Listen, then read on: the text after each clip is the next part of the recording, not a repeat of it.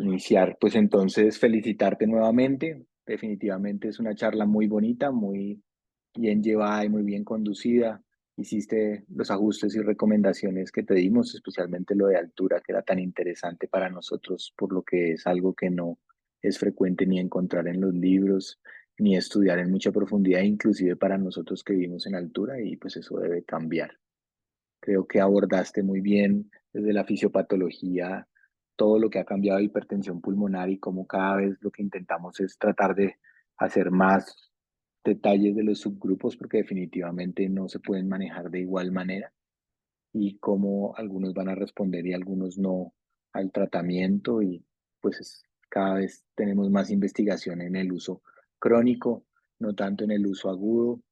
Todavía damos muchas vueltas en la vida real cuando tratamos de abordar la hipertensión pulmonar porque no siempre se beneficia tratarla desde el punto de vista, digamos, de variables duras, a veces ni siquiera las variables blandas y en muchos casos son tremendamente costosos estos medicamentos, entonces a veces el costo-beneficio no se da justificado y pues como los pediatras tenemos que hacer de la línea de ensáyelo todo, no importa, y después miramos, pues a veces eso incurre en sobrecostos de las cosas. Tenemos todavía mucha investigación por delante en el tema y como tuviste, pues aunque entendemos cada vez más de fisiopatología, no necesariamente entendemos muy bien cómo organizar el tratamiento y nos frustra a veces no poder hacer mucho por los pacientes o a veces queremos saltar directamente a tratamiento sin haber optimizado las medidas básicas que tú mencionaste. Nuevamente felicitaciones, creo que la charla te quedó muy, muy bonita. No sé si alguno de los profes quisiera hacer alguna intervención inicial. Profe Perdomo creo que está por ahí.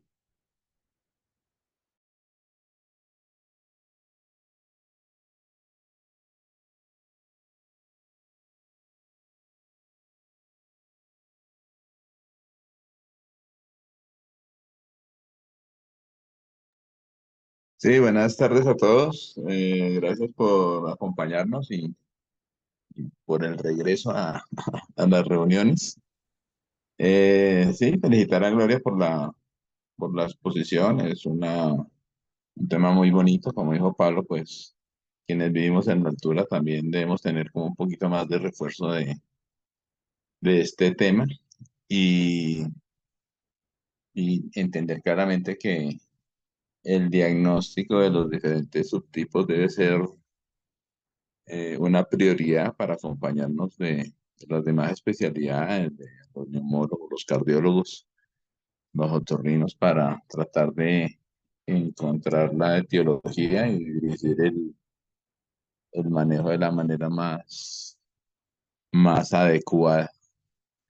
La presentación de verdad fue muy bonita, muy profunda. Como lo señalamos, pues seguimos teniendo dificultades en ajustarnos a a los tiempos. Yo creo que es algo que debemos trabajar. Nosotros esperamos que ustedes en algunos meses o años sean quienes sean los expositores en los grandes congresos y se darán cuenta que en los congresos, llegado el tiempo, los cortan y la idea es que aprendamos a hacer presentaciones que se ajusten a los tiempos que tenemos programados.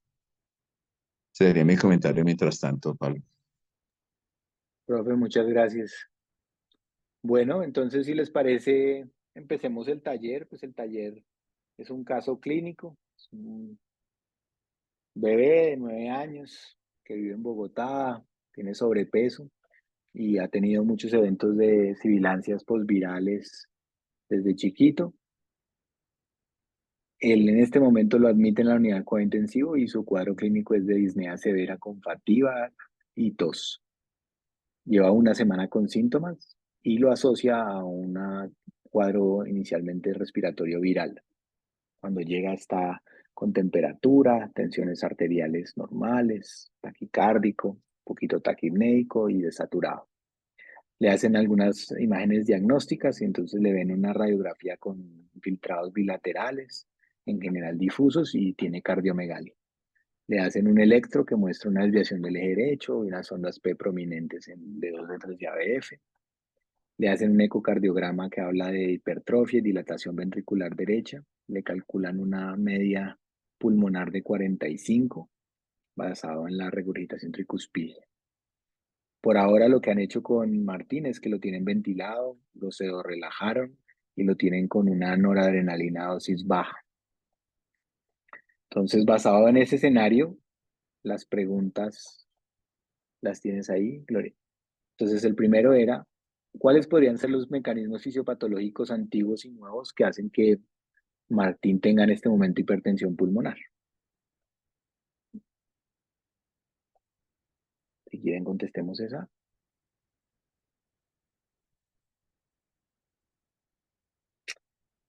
Juliana. Gracias, profe. Buenas tardes para todos. Bueno, pues en este caso, digamos que hay dos cosas importantes para hablar sobre Martín. La primera es que, pues Martín es un paciente que ha presentado múltiples episodios. Digamos que podemos dividir esto como en dos etapas. La etapa previa de este episodio y la etapa que está presentando él en este momento. Llama la atención todos los cambios, no solo en el electrocardiograma, sino en el ecocardiograma que está presentando Martín, lo que implicaría que, digamos que esta hipertensión pulmonar no es algo de nuevo y que ya, como explicó Gloria previamente, ha tenido pues modificaciones a nivel del corazón derecho que han hecho que Martín se acople pues al aumento de las presiones pulmonares. En esto, digamos que podríamos, dentro de los hallazgos importantes, en el electrocardiograma tenemos pues en la evidencia del aumento de la P, que hace referencia a un crecimiento auricular, y también un eje, pues el eje desviado a la derecha, que nos habla de un aumento, pues como de, en resumen, hipertrofia del ventrículo derecho. Y desde el punto de vista del ecocardiograma tenemos también pues la hipertrofia que ya la habíamos visto en el electrocardiograma, pero vemos también que, digamos que, como le explicaba Gloria previamente, la primera fase de adaptación es la de hipertrofia, pero posteriormente ya este corazón dañado y que ya no tiene pues como más hacer la remodelación empieza a dilatarse. Martín en este momento ya tiene dilatación de cavidades derechas, en este momento solo ventrículo derecho, lo que implica que pues esto es un poquito más crónico de lo que nosotros pensamos. En este caso, digamos que esta hipertensión pulmonar puede ser una hipertensión pulmonar que Martín esté presentando de manera crónica y que en este caso, pues por todo su episodio respiratorio esté agudizado. eh, y pues digamos que eso ya sería la segunda parte de todo esto. Entonces, dentro de los mecanismos pues, fisiopatológicos de la hipertensión pulmonar que presentaba Martín previamente, pues hablamos de que puede ser o una hipertensión pulmonar que él poquito a poco ha ido desarrollando con sus múltiples episodios respiratorios, pero también llama la atención que pues apenas tiene 9 años y podríamos estar hablando de una hipertensión pulmonar hasta en el momento pues sin ningún tipo de cardiopatía, pues idiopática podríamos pensarla porque ya es crónica y se agudiza conforme va, presenta los episodios eh, respiratorios. No tenemos otro tipo de, digamos que en este caso podríamos hablar de una hipertensión pulmonar del tipo 1 de base, con todos sus mecanismos fisiopatológicos, como lo explicó Gloria, remodelación del vaso que finalmente pues disminuye la distensibilidad y lo oblitera, pero también se exacerba esto entrando pues en esta hipertensión pulmonar dentro del grupo 3, que pues como nos explicó Gloria previamente, pues es el más común en los pacientes con pediatría. Em, Creo que eso era todo lo que quería decir. Perfecto, Juliana, muchas gracias. Juan David Bustos. Hola a todos, ¿cómo están? Juan David Bustos de la Universidad de La Sabana.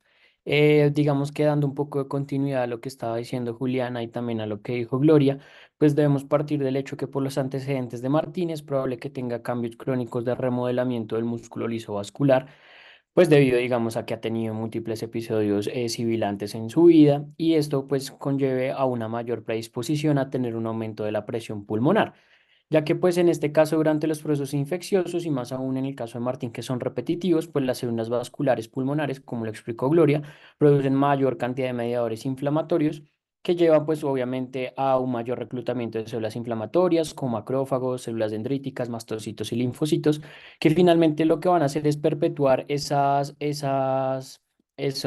digamos, mediadores inflamatorios que llevan al reclutamiento también de nuevas células inflamatorias y que finalmente lleva a una remodelación vascular mediante cambios en la matriz, depósitos de colágeno, proliferación celular vascular y finalmente incluso fenómenos de microtrombosis, como lo explicó Gloria pues en las imágenes que nos mostró. Sin embargo, estos cambios se van a caracterizar pues por una hipertensión pulmonar precapilar, que digamos que estaría más a favor de que probablemente, pues si bien podría ser del grupo uno, siempre buscando causas, digamos, secundarias, también podría corresponder a una hipertensión pulmonar del grupo 3.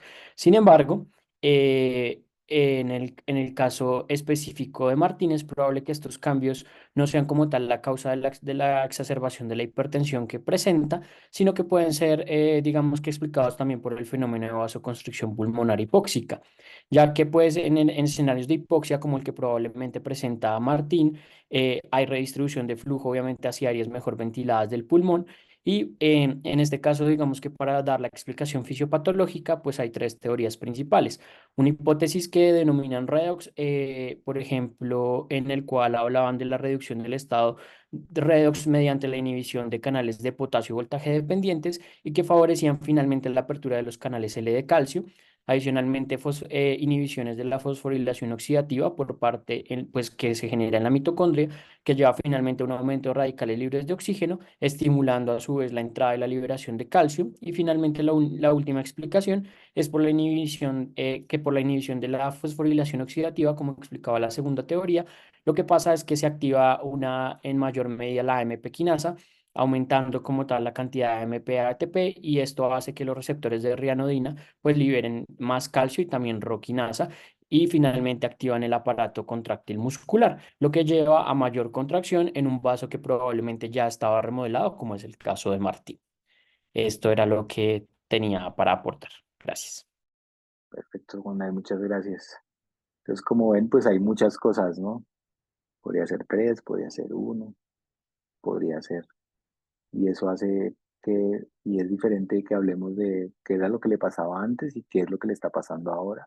Y de pronto el manejo de lo ahora tenga que hacerse de alguna manera y luego haya que hacer una búsqueda de lo antiguo.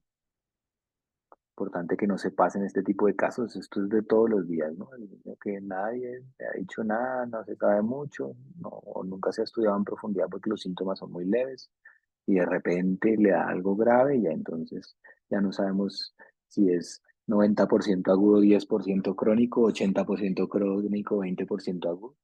Y pues eso, digamos, en lo práctico, pues implica pronóstico, implica cómo va a responder a la terapia aguda, muchas cosas que son muy relevantes. Entonces, siempre que vean un caso de esos, traten de llenarse de toda la información para tratar de, por lo menos, planear a corto, mediano y largo plazo qué van a hacer con Martín. Por ejemplo, entonces viene la siguiente pregunta, que es la pregunta del escenario, y es, bueno, entonces, ¿cómo hacemos para tomar las decisiones de qué vamos a hacer a corto, a mediano y a largo plazo? ¿Qué datos necesitamos adicionales o qué datos podríamos utilizar adicionales para poder tomar este tipo de decisiones y intentar algún tipo de terapias dirigidas, además de las terapias generales?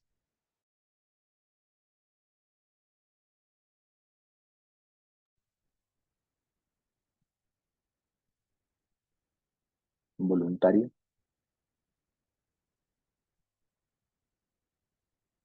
Pame.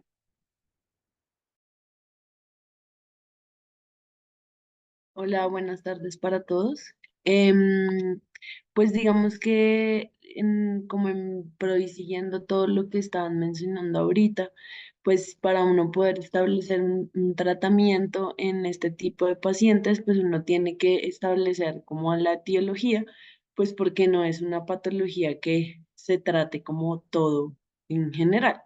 Entonces, en este escenario, lo que yo hice fue, pues, primer paso es como determinar la causa de hipertensión para poder determinar el manejo adecuado. Entonces, pensando en este tipo de paciente, pues que el ecocardiograma aparentemente no muestra, digamos, ninguna malformación o alteración congénita, pues yo pienso que en el contexto además del paciente, pues está en un tipo 3 que está asociado a una enfermedad pulmonar que pudiera estar exacerbado, como dijeron mis compañeros anteriormente, por algo previamente que no conocemos. Entonces, digamos que acá una cosa importante, además de entender cómo y corregir toda la parte pulmonar, es también corregir las otras causas que pudieran exacerbar aún más la hipertensión. Por ejemplo, la acidosis, la hipotermia, tiene una infección, pues tratar la infección y modular la inflamación si es posible, y pues en la medida de lo que se pueda, pues manejar la hipoxia e hipercapnia, pues con la ventilación y las estrategias que hemos visto a lo largo del curso. Entonces, yo tomaría un TAC de tórax pensando en establecer alguna condición asociada en el paciente con el fin de ver que, pues, pensando en esta enfermedad pulmonar, que pudiera ayudarme como para dirigir un poco más el tratamiento y también para descartar otras causas como pues uno no sabe que de pronto tuviera un TEP asociado o algo así. Pues ahí sería una angiotac, pero pues un TEP. Y también una ecografía de abdomen para ver que no existan condiciones como una hipertensión portal que me cambiaría pues como tal, como todo el contexto en el que yo estoy pensando.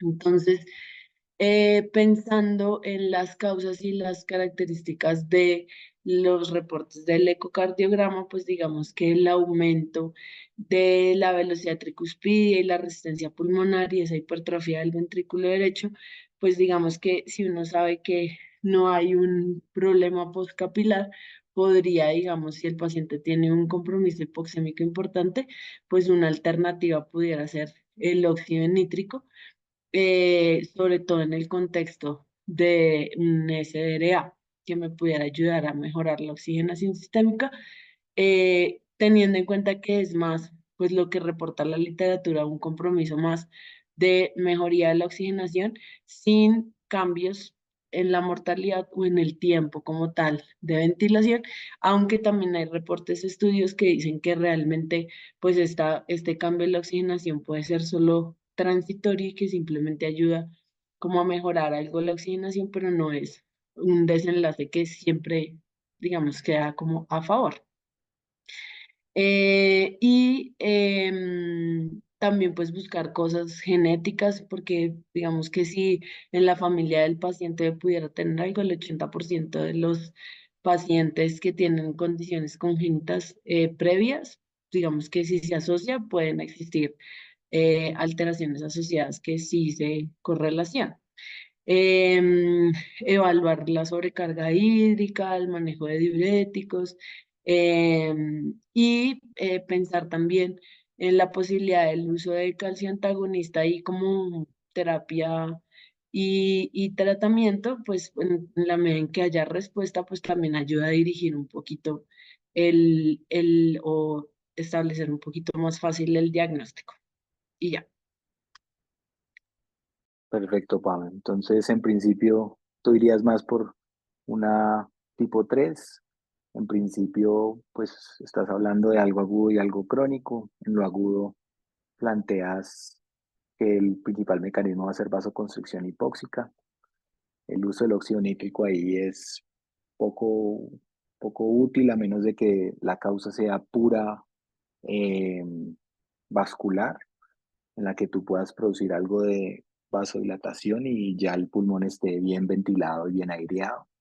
La mayoría de las veces que el pulmón es blanco, ahí lo que hay que hacer es que tratar de optimizar la oxigenación de ese parénquima pulmonar lo que más se pueda, lo que queda sano. A veces no es posible, a veces hay que ir a ECMO y a otras cosas. El óxido nítrico a veces lo usamos medio como una medida desesperada, pero digamos que fisiopatológicamente pues es poco probable que vaya a producir una mejor oxigenación, dado que el razón es que el parénquima pulmonar está comprometido. Pero pues se usa, se ha intentado, como tú misma lo dices, el impacto en variables duras es pobre, es costoso. Traten de, si lo van a hacer, pues que tengan unas variables claras de el antes y el después para determinar si hay que dejarlo o no. Hoy en día, inclusive por nuestro sistema de salud, hacer una prueba de óxido nítrico es costosísima, entonces a veces justificar suspenderlo se vuelve un lío, porque las aseguradoras dicen que usted lo puso y ahora ya no lo usó, entonces va a pagar todo lo que vale abrirlo. Entonces se ha vuelto un problema.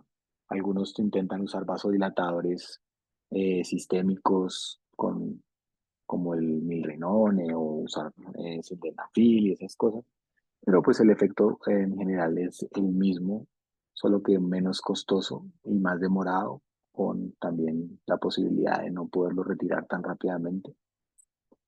Realmente es algo bien difícil, entonces, ¿cuál es el punto en el cual hay que intentarlo o no intentarlo? Pues se ha vuelto un arte clínico. Algunos dicen que hay que tener falla derecha, otros dicen que no. Algunos lo usan muy liberalmente. También dependerá del centro y del sitio. Y van a ver ustedes que en general nadie puede defender a rajatabla su postura. Entonces, pues cada quien está buscando la manera de manejar. Y el otro punto importante pues será, ya una vez se estabilice, tratar de estudiar las formas crónicas de esta posible hipertensión pulmonar. Tener cuidado que en la fase aguda a veces tratar de hacer, por ejemplo, un TAC o ese tipo de cosas, a menos de que estén pensando en un tromboembolismo pulmonar o algo muy evidente como bronquiectasias de una fibrosis quística, pues en principio lo agudo opaca un poco lo crónico, entonces a veces es mejor esperar a que el pulmón esté en mejores condiciones para hacer una tomografía, por ejemplo, de alta resolución para buscar enfermedades intersticiales o cosas de ese estilo. Cateterismos cardíacos probablemente en el escenario pulmonar no sea la primera elección, pero si hay dudas o algo, podría ser una alternativa. No es terapéutico tampoco, entonces también les da cierto tiempo. Y pues otras causas como las ajos y esas cosas, pues las tienen que buscar más adelante.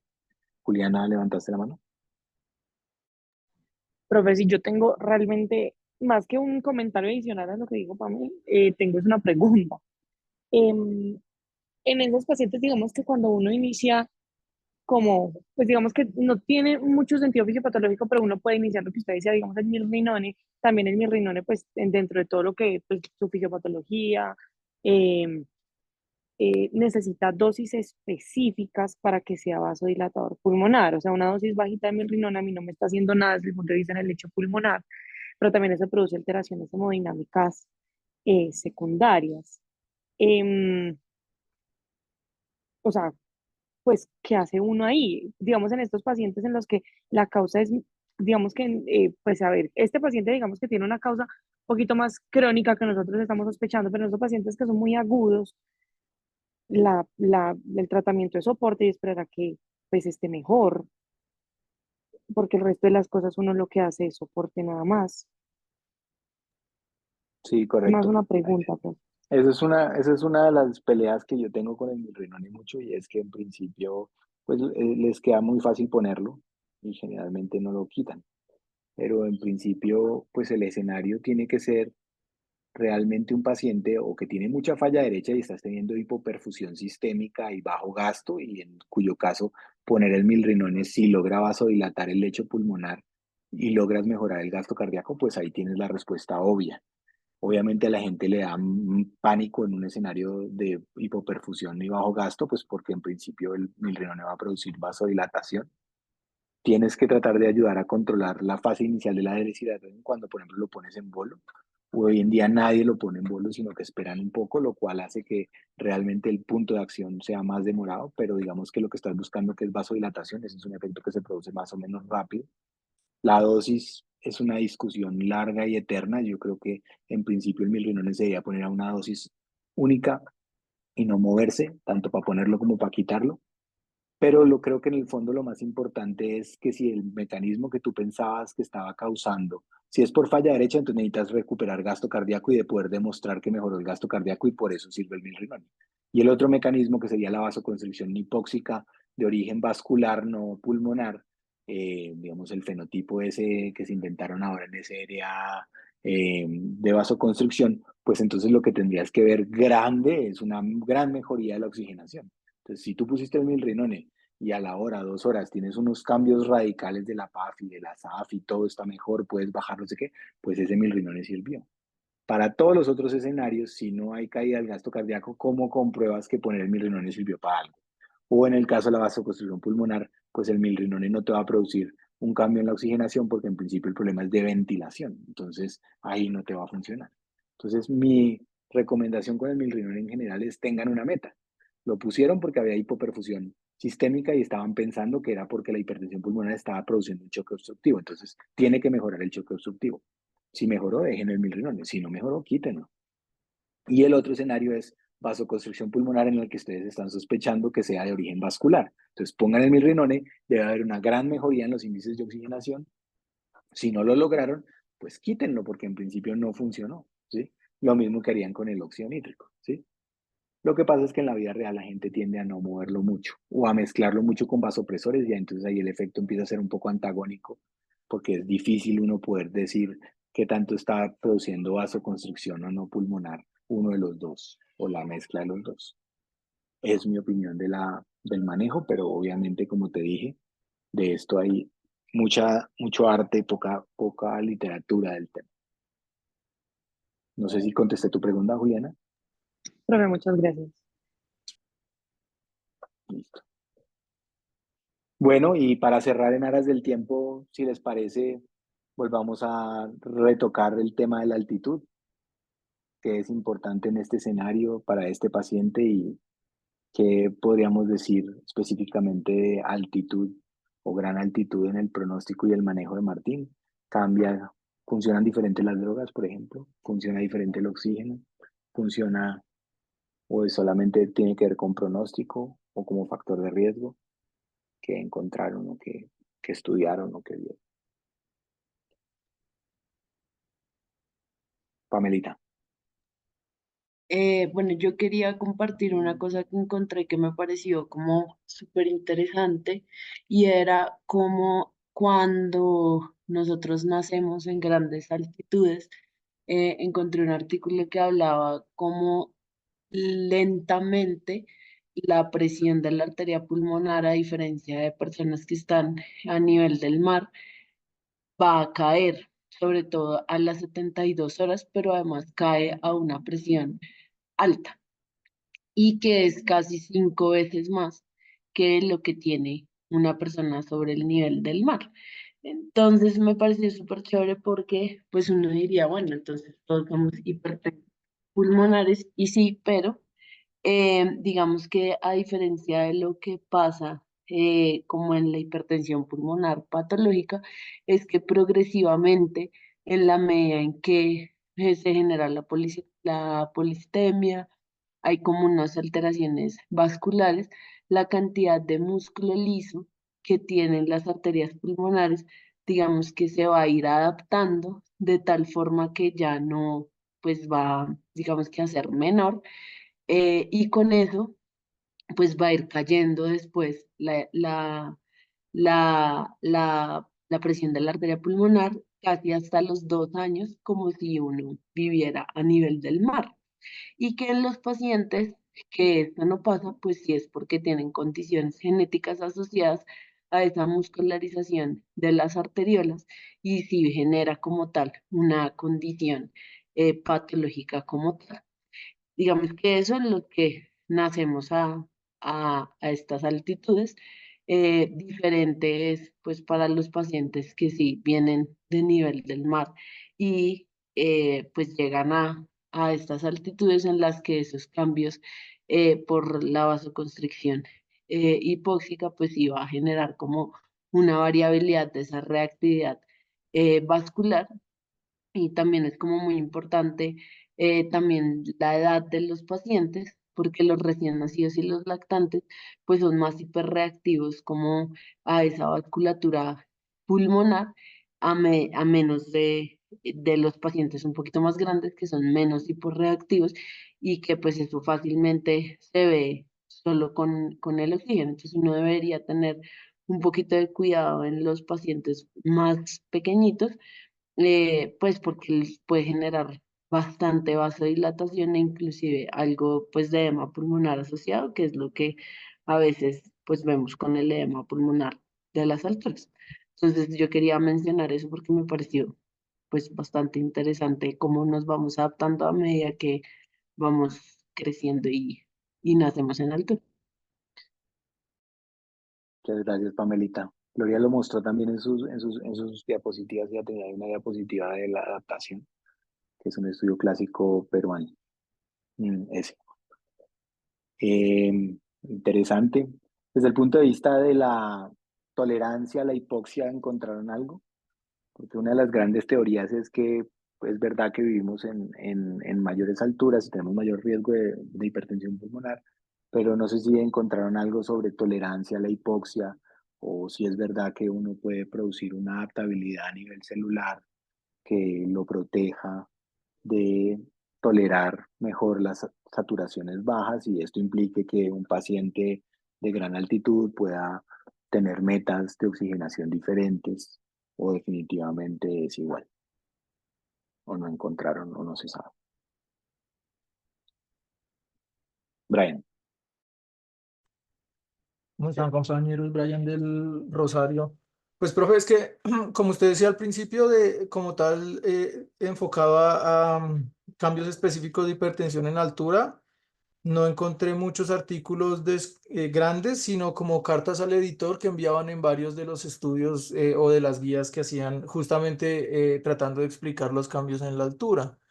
Entonces, parte de lo que encontré que había cambios crónicos para pacientes que nacemos en altitud mediana e incluso más vistos en altitudes o en grandes altitudes, como mostró Gloria, era sobre todo la adaptabilidad de los receptores endoteliales. Entonces, em, lo que vi es que en la fase inicial había una sensibilización temprana a los receptores de endotelina, pero al ser una exposición continua a una hipoxia hipovárica, justamente se hace una internalización de esos receptores y digamos que se generan ciertos mecanismos de respuesta que evitan la progresión de la hipertrofia del endotelio y de todos estos cambios endoteliales que se ven en la hipertensión pulmonar y que pues de base, como decía Pamela, nos convertimos como en más tolerantes y en manejar una presión pulmonar un poco más alta a la que se vería a nivel del mar,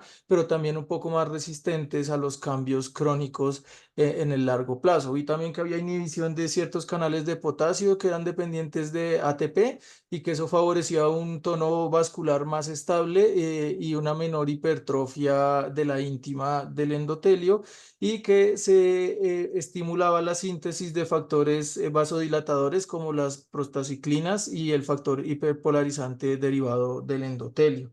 También que se veían cambios, digamos, en los receptores de los factores transformantes, como lo que nombró Gloria en su charla. Sobre todo daban énfasis a la proteína morfogénica del hueso y cómo personas a grandes alturas no tienen o sus células no tienen buena respuesta a este factor transformante y eso evita también un poco que se desarrolle una hipertrofia crónica como el que se expone de manera aguda con el edema de las alturas. Perfecto, Brian. Estamos de acuerdo, no hay mucha información. Parte de la razón por la que insistimos mucho en que ustedes deben ser grandes investigadores de altura. Bueno, en aras del tiempo creo que vamos a dejar por aquí. Muchísimas gracias a todos. Estuvo muy interesante la discusión. Gloria, nuevamente felicitaciones por la charla. Por favor, traten de ajustarse el tiempo. Hace parte del entrenamiento. Yo entiendo que uno quiere decir muchas cosas, pero parte de lo que queremos que aprendan en este curso es a mantenerse dentro de los límites del tiempo que se les solicita, porque pues les va a pasar, como dice el doctor Perdomo, en la vida real cuando vayan a ser grandes oradores en congresos internacionales. Entonces, nuevamente felicitaciones y nos vemos en 8 días. Cuídense mucho. Chao, chao. Muchas gracias.